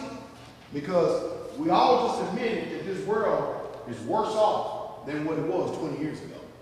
Can you imagine what the next 20 years is going to look like? I mean, I've seen the move of homosexuality. It's just unbelievable. You know what Jesus said on that? Do you know that y'all destroyed a whole city for that vile crime, that vile sin? And today it's sanctioned. They got more rights than people do. Things are shifting, things are changing. So you get out of the city for the reason to preserve yourself and your family. Because make it harder for the mob to come out there. Because they're going to start here. There's going to be a bunch of refugees and everything. And ain't going to be the police is not designed to protect you. And they'll tell you they're clearly not designed to protect you. You need to start learning how to preserve and protect yourself. You need to start thinking tactical. You need to start, if you get an opportunity, chance, don't go and pay these exorbitant amounts of fees that people do. Down in America, they'll hold what they call a survival class on the weekend. An 8-hour class, and they'll charge people $200. Pastor Joe Fox, who's with us in the ministry, is a retired Special Forces Major, 20 years at Green Beret in the United States military. Myself, I'm a 10-year United States Army paratrooper, got in the 82nd Airborne Division, Joint Race Training Center, as well as other people who come there with other special skills identifiers. We're kind of slowly walking people up because we know we're dealing with civilians. We're not dealing with soldiers. We're dealing with civilians. And they have a different mindset than soldiers do. And so we teach people things of this nature, how to preserve yourself, how to protect yourself, women how to protect yourself in case somebody tries to assault you or attack you. I said up here, I don't have a gun, so I feel pretty naked and stuff, but I do have enough confidence in my skills that I'll be able to preserve and to protect my wife and I, if you understand what I mean, and others that are around me if necessary. You know what I mean? You need to know that it only takes 13 pounds of pressure to kill a man or a woman. That's it. Just 13 pounds of pressure. You can fit some of your person with more than that. 13 pounds, isn't it? You need to know that. But, killing is not bad when it's done right. The Bible is not against you protecting yourself against somebody who's meant to do you harm. Christianity has taught you that. They've trained you very well. Do you want to kill somebody? No, you don't want to kill nobody. But if it came down to it, that somebody's attacking your wife and your family, would you kill them? Yes. Yeah, you ain't going to be hollering for Jesus, are you? Because Jesus ain't coming. He got a time appointed when he's coming. He's already going to give you in the rules, the instructions and guidelines, how you need to behave and how you need to protect yourself. And when you choose to go contrary to that, you deserve exactly what you get. Does that make any sense? Yes, sir. Oh, yeah. So we have a lot that we need to be thinking about. And I keep rehashing the same message over again and again and again and again. I want to keep pounding in your head. And we're going to continue. Next year is going to be worse than this year. It's going to be a whole lot worse. The time is coming that silver and gold is going to make its turn. It's going to be going up. And you're going to wish you had got in. And you're being able to preserve yourself. The silver and gold that I got, I have food and raiment. I'm content. Don't have no need of nothing. I've got a little bit of silver, a little bit of gold. I'm going to spend every bit of it on the saints of the Most High. Why? I don't need nothing. I'm content. I have food. I have raiment. I'm content. See, instead of me trying to keep up with the Joneses or keep up with everybody else out there, we got the biggest, latest, greatest Dodge, truck, Chevy, Tahoe, or whatever, and all this other stuff. I'm just concerned about just living and existing and living in peace. A quiet and peaceable life. Preserving myself. But you know what I've done with all this? I position myself so I don't have to depend on the system if there's a collapse. And we should live like this every single day, even if there wasn't a collapse. We should live like this. You shouldn't live your life in an entitlement dependent mentality. You should make moves to do what you can to preserve and to protect yourself. That's what you should do.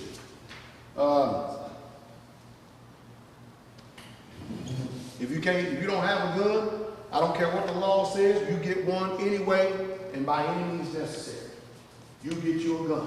If the government got one, you get one. Well, they say, I don't give a damn what they say. They say a lot of things. I don't care what they say. I just got finished showing them a picture of just what was in my bedroom within arm's length of me. Y'all seen the picture right on the cell phone? No, am I telling the truth, honey? My wife's going, damn, my purse is really nice. You know why? Because she don't have an XD45 in it right now. Who'd ever look at my wife and think that she'd pull out a gun on you if you try to do something? Huh? But I promise she would blow not on your head and everything else. You got up there and reload and do it again. Because you've been trained by me. All right, to not be long and stuff, I'll tell you what we do. If y'all got any questions about anything, it can be something off top that I didn't discuss right now. If I have an answer, I'll try to answer best I can. If I don't, then I won't. That makes sense? All right, anybody got a question about anything?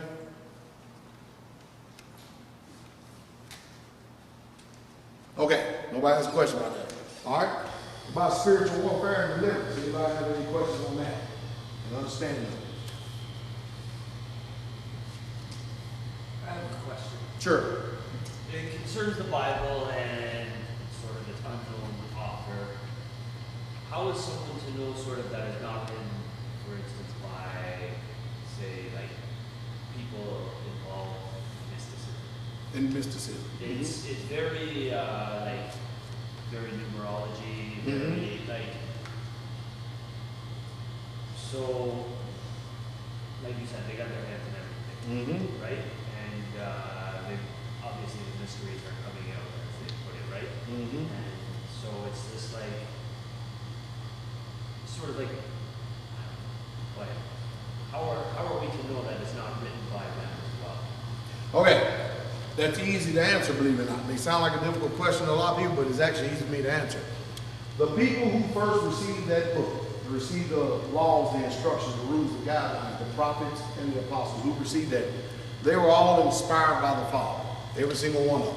And how we know they was inspired, how they were inspired by the Father, because all the prophecies of that book is coming to pass. It's easy, I'll give you an example here in just a second, all right? But the people who translated that Bible, are you following me, were not inspired by the Father. That's the reason why he's giving us discernment. That's the reason why he told us in Psalms is the honor of kings to search out a matter, to search it out. That's why he teaches us to prove all things, test everything, and hold fast to that which is good. Everything, including that book right there, that Bible right there, you can tell it has man's hand on it. It's got, I can go right off the top of my head about 5-10 scriptures to show you errors that are written down in that book. But that doesn't mean that the one who was the creator of that, and then Moses, who was the custodian who actually wrote it down, was in error. It means the nations who we got that book from has actually done their little hoomba booba booba booba on it. And then we have to discern through the Holy Spirit and discern what is right and what is not. So if somebody diligently truly searches, because Jesus said, if you would diligently seek for me and you search for me, but if you do it, you have to do it with all your heart. Then you will be found. You will be found of him that seek him. And what people do today is they're not seeking him like they should in order to get the answers. Am I making sense? All right. So there's a bunch of transitory errors just in that book alone. But then we have a bunch of other stuff that we can actually test it by. But then again, here we go again. For instance, I'm a preacher that cast out devils. All right. I've laid hands on the sick, they recover. I actually raised somebody from the dead. I didn't do it. I don't have the power in me to do it. Is that, y'all hear me? I don't have the power in me to do it. Myself personally. But the Bible says, greater is he that is in you than he that is in the world. But if the greater one, Jesus, is inhabiting this body like he said he would, that he would come and dwell with you, he said, the works that I do, you'll do. And greater works than these shall you do, because he goes unto the Father. And so that's also a way that we know that we are the sons of Yah, that's opposed to the children of this world, as opposed to Satan. So the people who first received those scrolls, those that taught and that Tanakh, they were inspired and under the inspiration of Yah. Everybody else all after that translates stuff, there's no lick of inspiration behind them whatsoever at all. But we can trust that book right there, which we did when we use self-autonomy and discernment, and we actually know what the prophecies are saying. All right, let me give you an example. All right, let's go to, I'm going to prove you blessings and curses here for a second. Deuteronomy 28. And I'll show you something.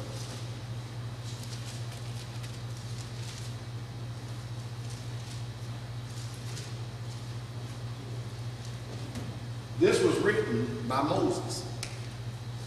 All right, listen to this book real quick.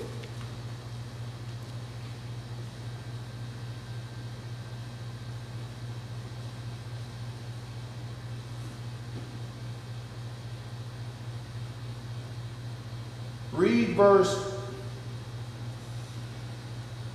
30, brother David, real loud. Thou shalt betroth a wife, and another man shall lie with her. You hear that? You're going to have a wife, but another man going to lie with her. Read on. Thou shalt build an house, and thou shalt not dwell therein.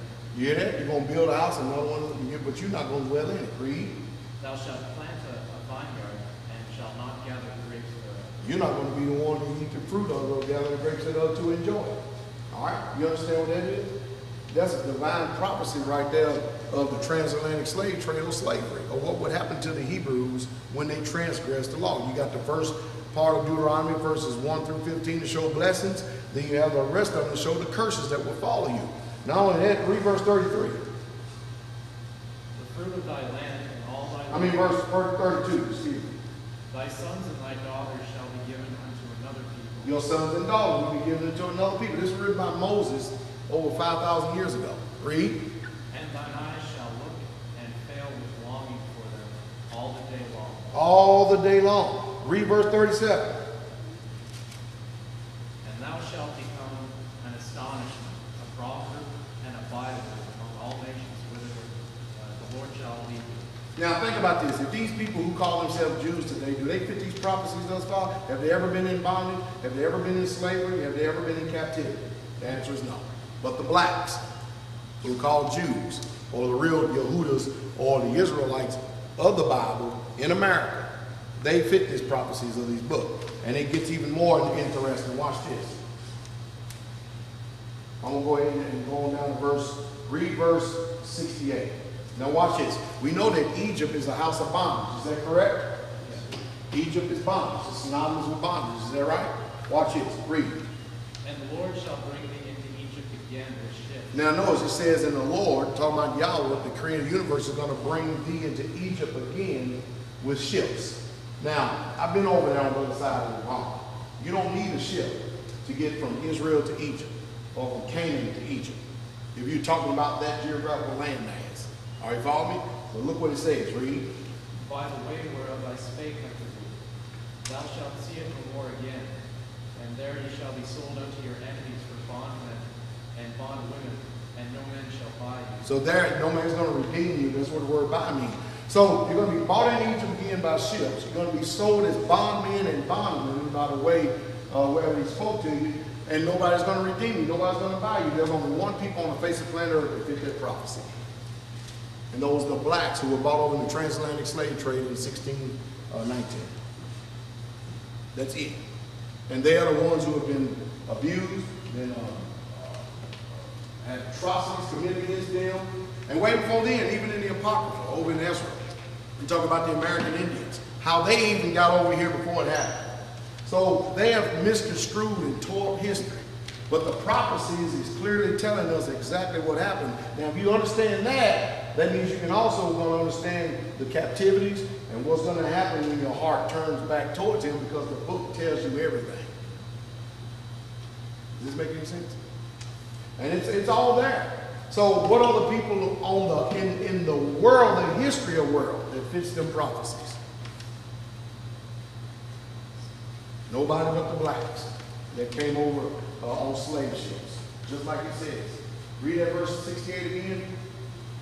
And the Lord shall bring thee into Egypt again with ships, by the way whereof I spake unto thee. Thou shalt see it no more again. And there ye shall be sold unto your enemies for bondmen and bondwomen, and no man shall buy you. And I'm over here, I haven't even seen my own land before. Because you can look at me and tell that I'm not native to this land. That's why in America, they even make sure they call you African American. That don't make sense. Oh, you get it? But the whites are just Americans. But they're not native either. No. They're not native either. No, they're not native either, but they're just called Americans. But I have a designation. You see what I mean? And there's a lot of study, there's a lot to be desired. And it's more than I can actually go over just in one setting. I mean, I can actually go over the history of the Greeks. I can go over the history of the Romans. I can go over the history of the intermingling. I can even prove to those who are believing that baptized and filled with the Holy Spirit, how that you're actually real true Israelites, but you just don't know because you've already been, the bloodline has been intermingled all over the place. The seed has. But the Most High knows them that are heathens. He knows them that are heathens. And so he raised me up in this hour because I'm a true Israelite. And I speak differently than all the other people you've ever heard. The reason being because only a true Hebrew Israelite can actually preach and teach this message. I'm the one that's supposed to be the minister to the nations. When I teach other nations, then they're qualified to go teach other people the right way because I don't have an agenda.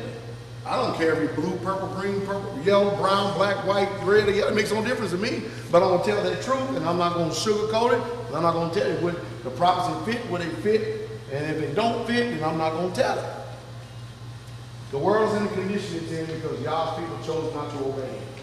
That's the reason why we're in the condition it's in. So therefore, Satan has really done ruled, and he'll rule with a rod of iron. And we're at the end of this thing right now. And the beast, we already have the beast system. The beast and the false prophet is soon to appear upon the scene. Don't look for no pre-tribulation rapture because you ain't going nowhere. You might as well just stick around for a long time. I don't care what TBN and Christianity's done told you, you ain't going nowhere. You're going to be right here going through tribulation unless you die. Other than that, so you might as well prepare your heart and mind and get ready for a fight because that's exactly what's getting ready to take place.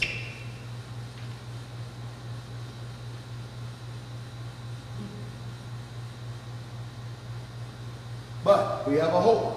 The angel of the Most High Yah is encamped around about them that fear him. Isn't that something? In Leviticus, he said his angels encamped around about them that fear him. Isn't that beautiful? Anybody got a question? How do you think? Brother. Pastor, is there, maybe this, I don't know if this is an easy question to answer, but can you give sort of a brief rundown or overview of the steps that would be involved in deliverance? Like, for example, doing the proper intel to find out what type of spirit you're dealing with and then how to Sure. what's happening. Whatever you're being harassed, tempted, driven, and tormented by is what you know you need deliverance from. I mean, let me give you an example. I always start here, bitterness, unforgiveness. We've all had people who have hurt us and disappointed us and done us wrong in life. Is that correct? Is that right? But did you know, how many people love Jesus? But did you know that Jesus said that if you don't forgive one person, you can leave one person unforgiven and you will still not go into your sin. Did y'all know that? You didn't know that? I Yeah. Did you? Matthew 18. Matter of fact, let's just read one verse for the sake of time. 16.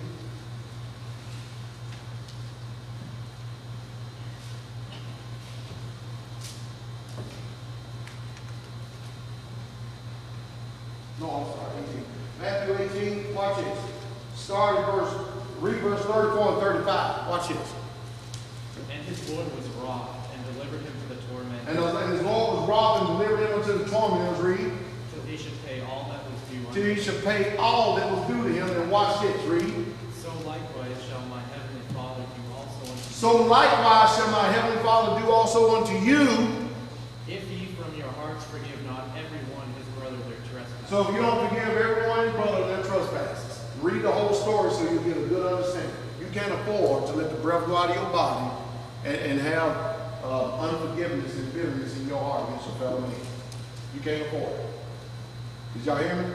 Nobody, and also nobody on this earth is worth you suffering cancer, arthritis, and any other diseases. Most people don't know that diseases are mostly demonically inspired, besides what we put on ourselves through GMOs and genetic modified food, high fructose corn syrup, and all this other stuff. But we're dealing with spiritual entities here. We're dealing with spiritual weaknesses in high places. You ever heard of this thing before? God's not giving us a spirit of fear. So fear is a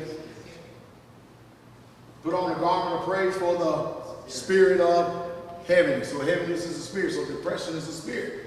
So you can take all the pills you want. All you're going to be doing is soothing your body, but that demon's still going to be there. So what are the steps? The steps are simple as this. When you recognize that you prayed for something and you ask the Father to take something for you, it ain't going nowhere. You have to check to see if, number one, you met God's conditions through repentance.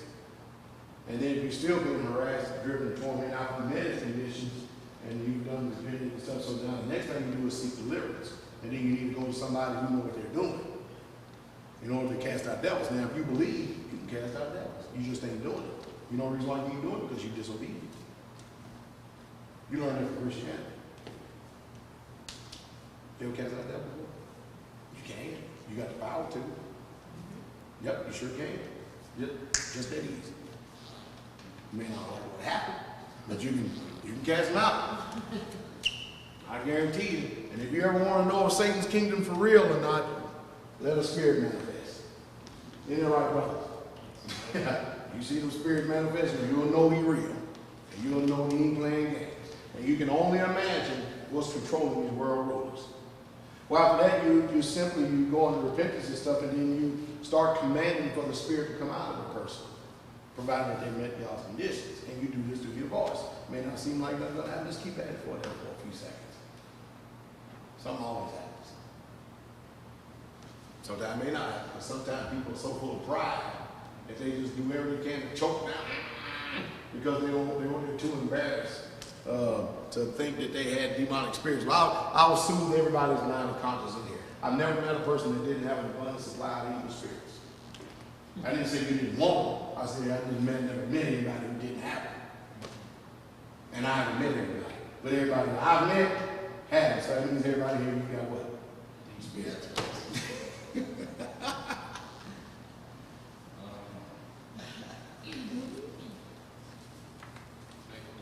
Yeah, it's real easy. It really, truly easy. You ever been angry with somebody? Hot anger? Seething anger? How about that type of anger that you're so angry that you be down, you won't let them get the last word in? You couldn't stop. They say something, and you say something back. That was a spirit controlling you. Because the spirit, you're supposed to have self-control. You ever had any addiction that you tried over and over again to actually overcome, but you never could? You go after it and you stop. You fall back into it again and you stop. You fall back into it again and you stop. You say, I'll never do it again. You're right back in it again. You didn't with the devil, didn't you?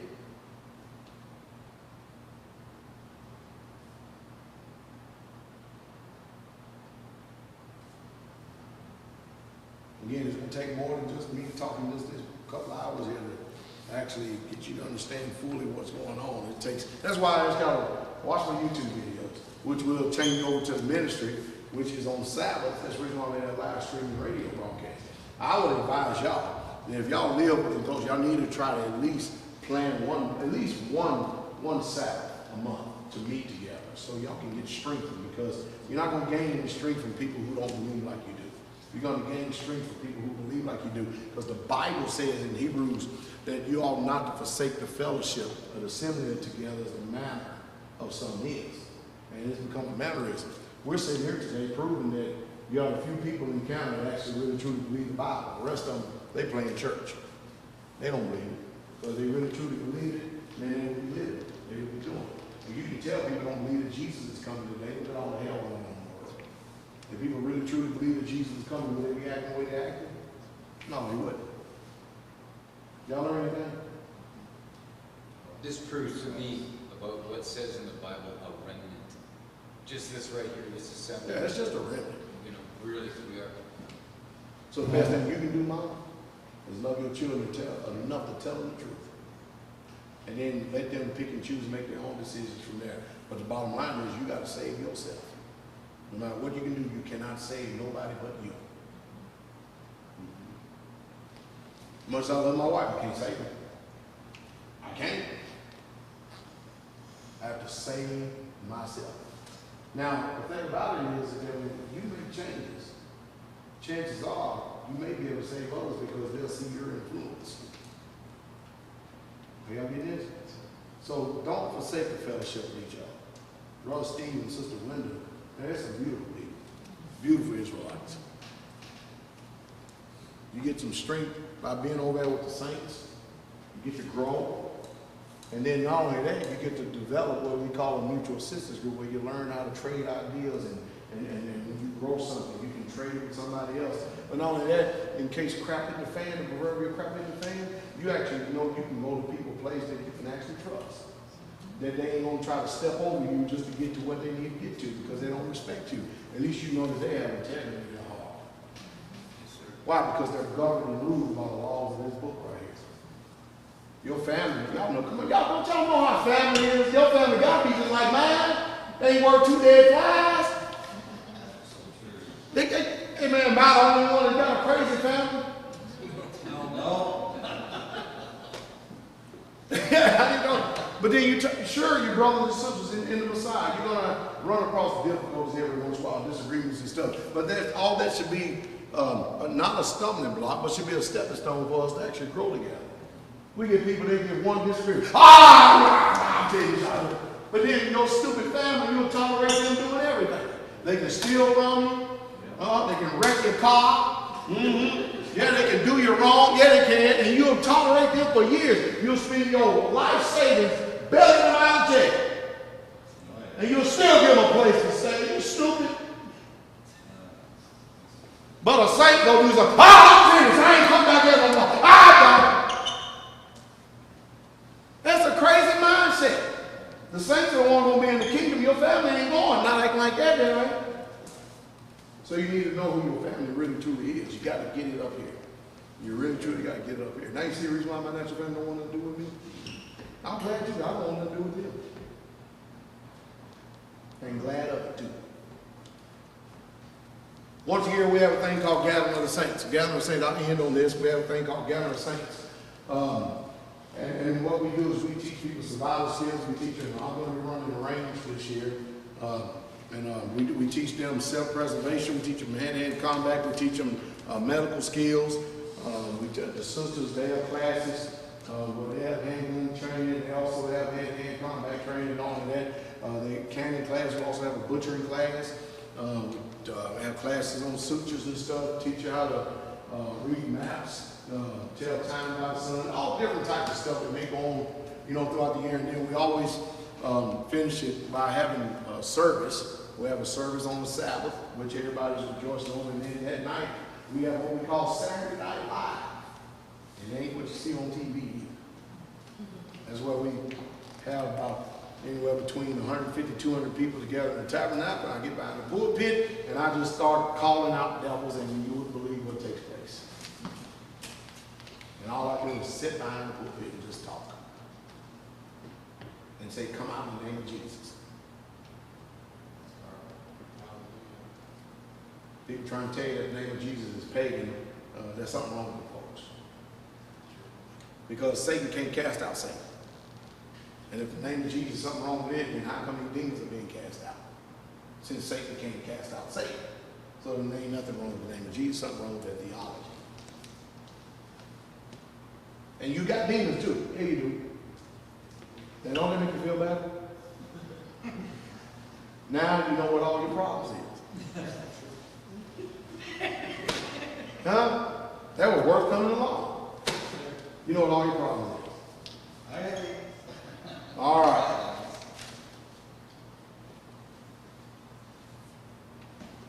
I told show brother Stephen winning in that. We usually don't do it in public environments like this and stuff because at one time we was casting demons out of somebody in a hotel, in a hotel meeting room and stuff. I don't know if them people scared after that. They didn't come down and bother us because they were scared to come in the room. But you ever read the Bible, unclean spirits cried out with loud voices and they came out. And you go to a public place like they happened then, and you start casting out devils, and 4 or 5 people screaming top of their lungs and carrying on. And them people, they may be concerned about what's going on in there, but they ain't coming to the door. But you know you've been delivered when you're no longer harassed, driven, and tormented. No more by them things that has been controlling you and ruling you all your life. They're gone. Isn't that beautiful? Yes, sir. And people got problems. Yes, they do. They have problems. Anyway, hope y'all enjoyed this little time right here. I hope that you'll spend more time. You'll actually gain more knowledge when you make a concerted effort to watch the ministry. You really watch, you will learn, and you'll go by leaps and bounds. You'll learn more in 3 months than you will in 25 years of church. And then from this point, you need to become a doer of the word and not a hearer. So you need to start doing. So we need to read our Bible. We need to listen to people who we know that are preaching and teaching the truth. And that ain't everybody.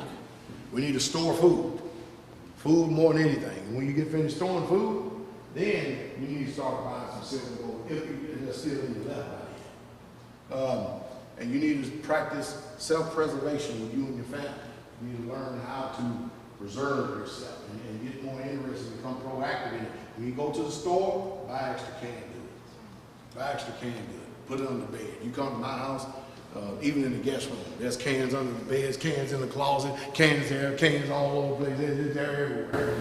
They're everywhere. Yes, ma'am. Pastor, for buying food, is it just the canned goods that we should be buying, or should we be buying any other packaged stuff? Sure, you can buy stuff like noodles and then stuff like dry goods. All right, follow me. The reason why I say canned goods, you need to look at the ones that we're talking about shelf life right here.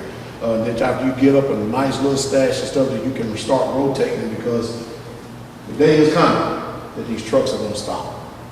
And you learn how to grow a garden. You learn how, and don't go out and do like everybody. A lot of these people do, go out and put 50 different plants in a garden. No, plant 4 or 5 items of stuff that you eat all the time. And it's easy for you to grow. And then it's sharing it with something else later.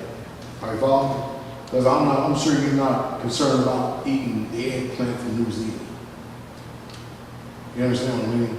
You may like eggplant and stuff, but I mean, are you really interested in eggplant?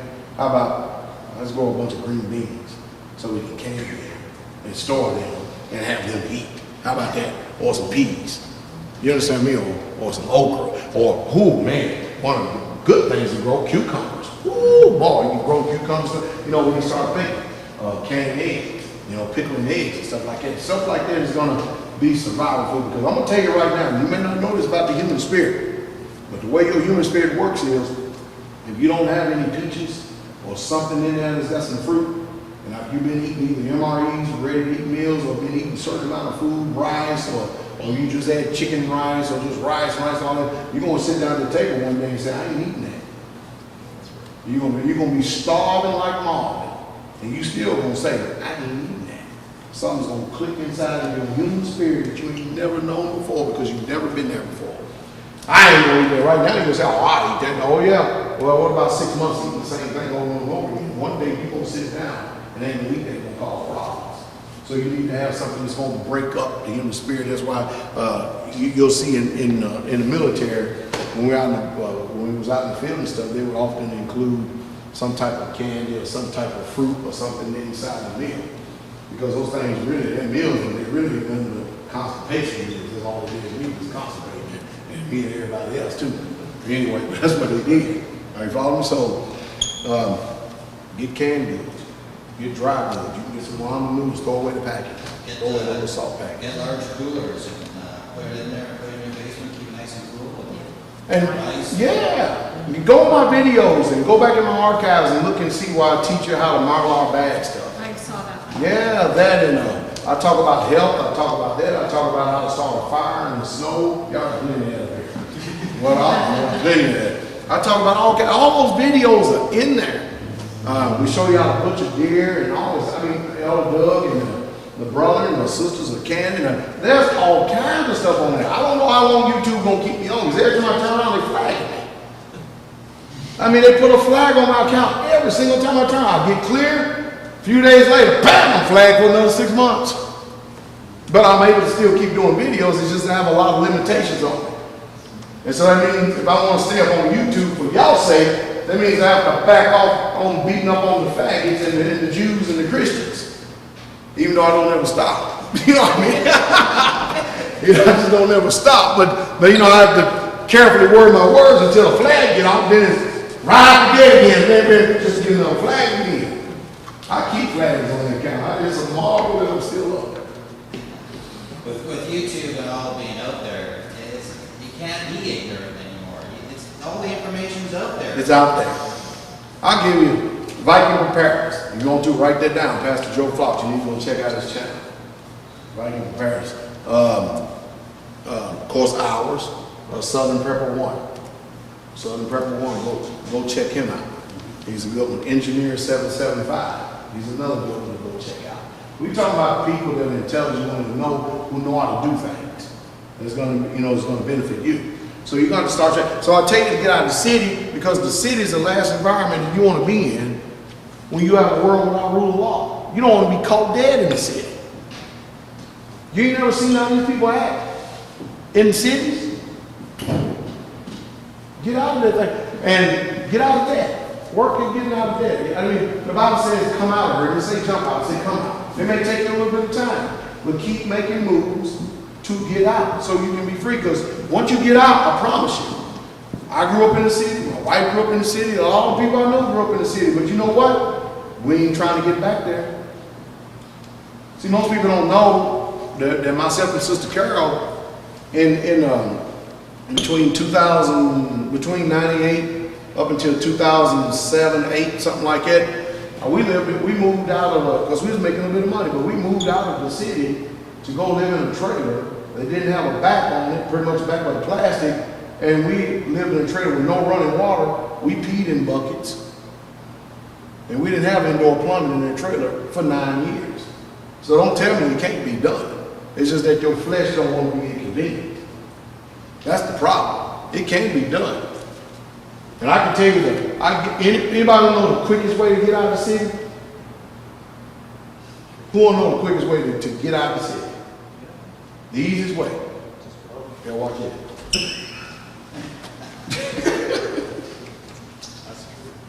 It really is. Well, we did.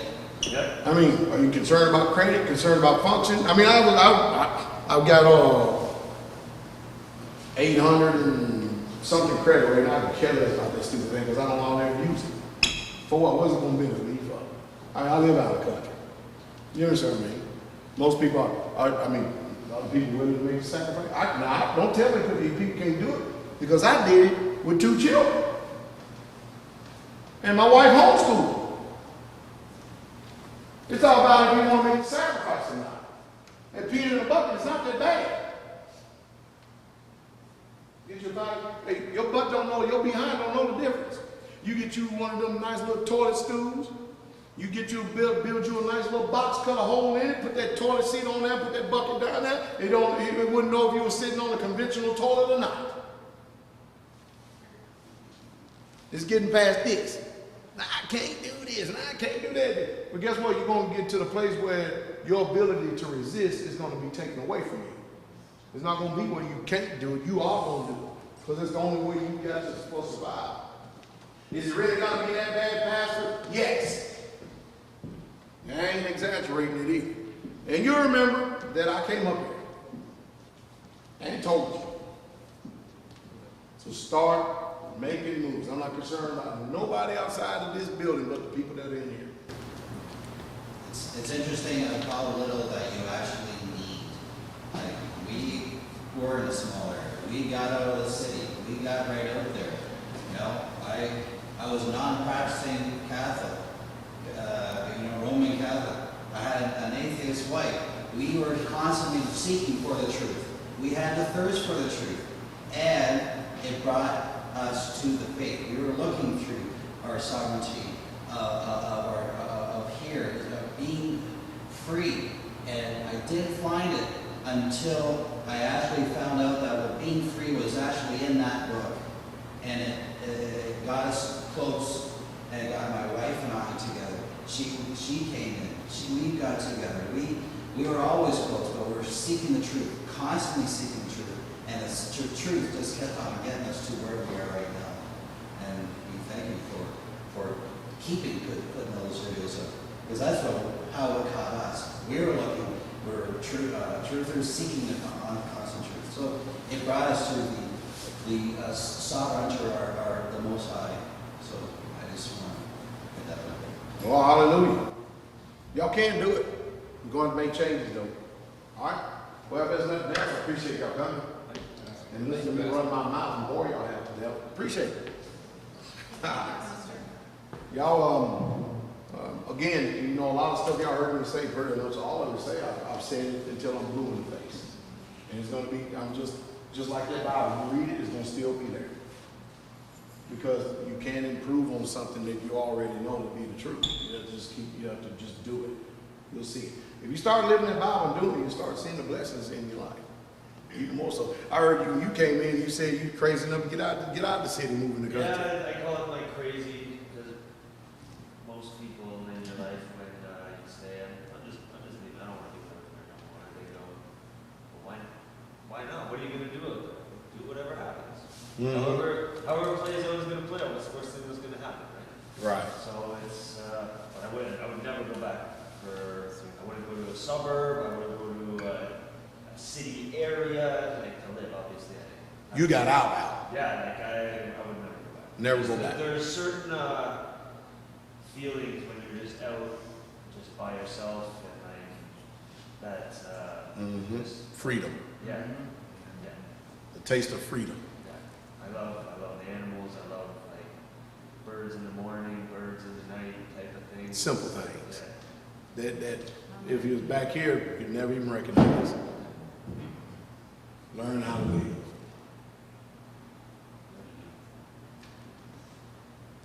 All right, hey, bless y'all. Shalom, shalom, shalom. Thank you, Pastor. Thank you.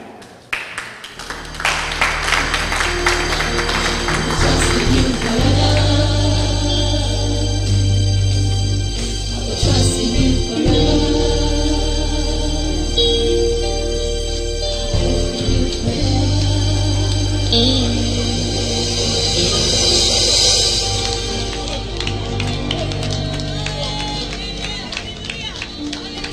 Hallelujah.